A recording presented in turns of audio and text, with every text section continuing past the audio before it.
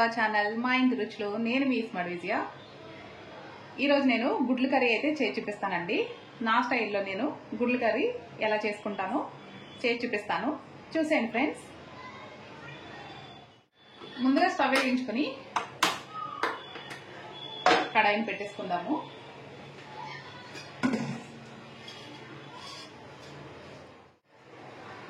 ఇప్పుడు మనం కర్రీ చేసుకోవడానికి కావాల్సిన ఆయిల్ అయితే వేసేసుకుందామండి.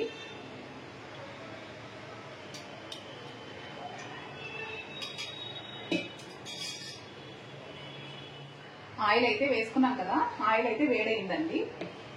ఇప్పుడు ముందుగా గుడ్లను అయితే వేయించుకుందాము.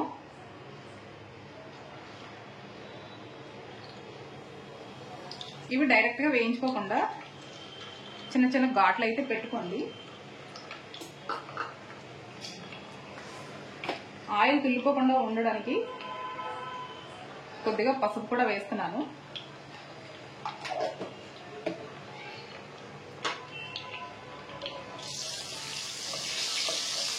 అన్ని వైపులా బాగా వేగేలాగైతే వేయించుకోవాలి.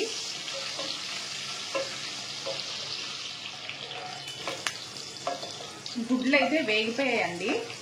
ఇప్పుడు ఒక ప్లేట్లోకి అయితే తీసేసుకుందాము.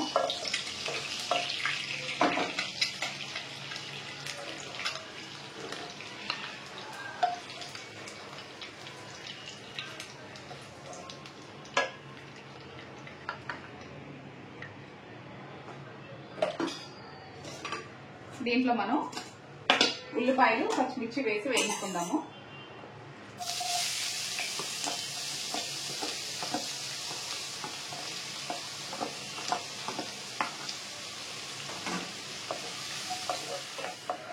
ఉల్లిపాయల్ని మనం ఒక 10 నిమిషాలు మీడియం ఫ్లేమ్లో పెట్టి వేయించుకోవాలండి.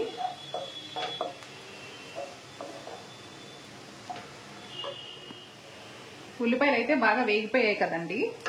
ఇప్పుడు టమాటా ముక్కలు కూడా వేసేసుకుందాము.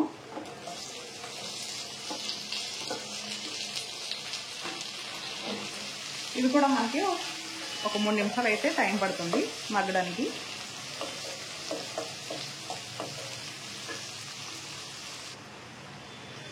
మనకి టమాటాలు అయితే బాగా మగ్గిపోయాయండి.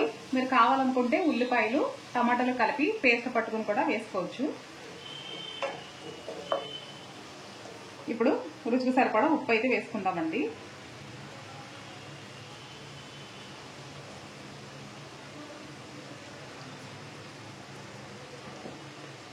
అలాగే మనం తినేదాన్ని బట్టి కారం కూడా వేసేసుకుందాము.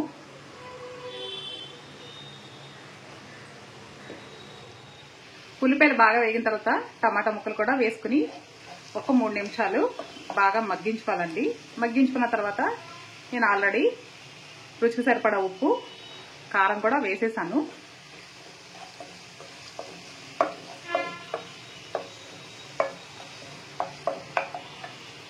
ఇలా బాగా వేగిన తర్వాత కొద్దిగా వాటర్ వేసుకుందామండి.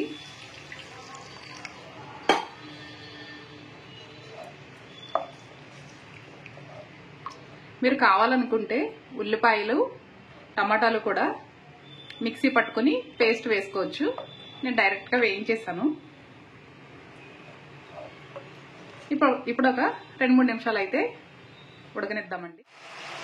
ఇలా 2-3 నిమిషాలు ఉడికిన తర్వాత చింతపండు గుజ్జునైతే వేసుకుందామండి. ఇది నేను ఆల్రెడీ చింతపండు కడిగి నానబెట్టి చింతపండు గుజ్జునైతే తీసాను.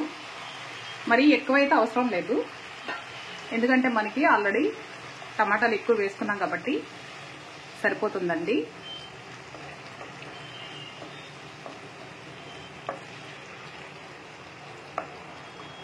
చూసారు కదా ఫ్రెండ్స్, చాలా సింపుల్ గా గుడ్డు గ్రేవీ కర్రీ అయితే మనకి రెడీ అయిపోతుంది.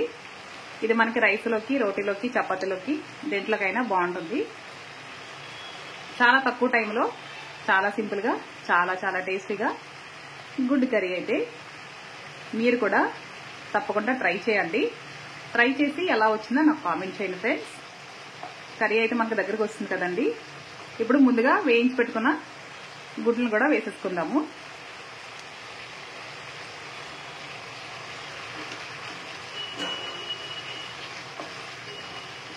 ఇలా వేసుకున్న తర్వాత ఒక 2 నిమిషాలు ఉడికించుకుంటే సరిపోతుందండి. చివరిగా సన్నగా కట్ చేసుకున్న కొత్తిమీరని కూడా వేసేసుకుందామండి. చూసారు కదా ఫ్రెండ్స్, ఈ రెసిపీ మీకు కూడా నచ్చిందని అనుకుంటున్నాను. నచ్చితే like, share and subscribe. Stove అయితే ఆఫ్ చేసేసుకుంటున్నానండి. నా ఛానల్ని ఫస్ట్ టైం చూసినట్లయితే సబ్స్క్రైబ్ చేయండి. Thanks for watching. మరొక రెసిపీతో మళ్ళీ మీ ముందుకు వస్తాను. Bye friends.